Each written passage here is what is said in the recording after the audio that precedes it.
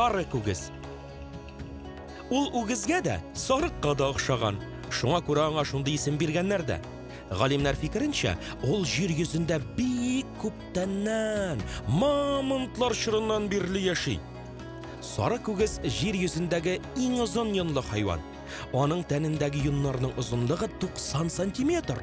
Мондый җылы һәм калын тун сары күгезгә 60 градуслык салкыннарда да туңмаска булыша.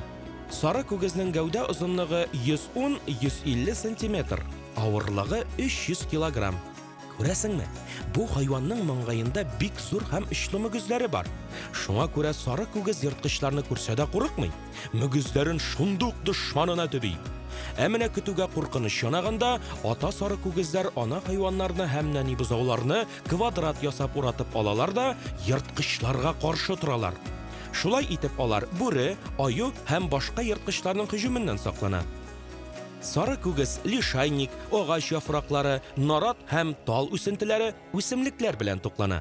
Кыш көне очлы мөгезләре белән хәтта ярты метр калынлыктагы карны казый һәм үзенә азык таба. Яз башында ана сары күгез бала таба. Гадәттә 6 килограммлык бер бозау дөньяга килә. Әни сары күгез нәниенә 6 ай буе туклыклы сөтен имезә.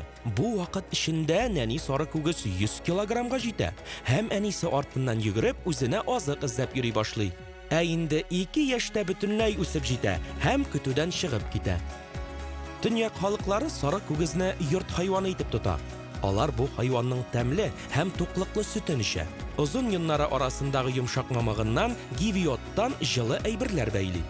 Сары күгез кыргый табигатьтә 14 ел, кешеләр карамагында 30 ел яши. Аны Арктикада очратырга мөмкин.